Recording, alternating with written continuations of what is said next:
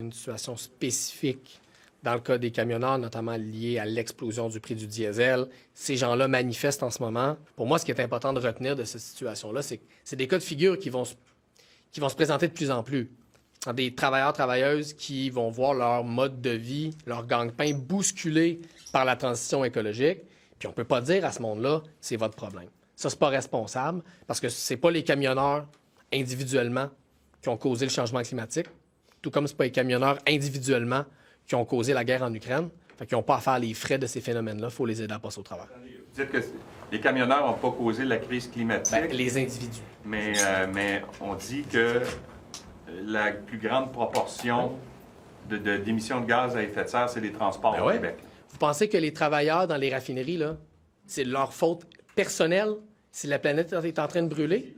Moi, je pense camionneurs pas. en général. Les camionneurs, là, individuellement, là, ces travailleurs-là honnêtes qui veulent amener du pain sur la table pour leur famille, c'est pas de leur faute personnelle si la planète brûle, si on a développé l'économie de manière irresponsable depuis des décennies, si on a tout développé nos villes autour de la voiture, c'est pas de la faute à ce monde-là individuellement. Ils n'ont pas à faire les frais de la transition. Il faut les accompagner là-dedans.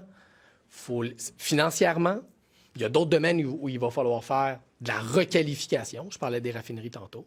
C'est ça qu'on parle quand on parle de transition juste.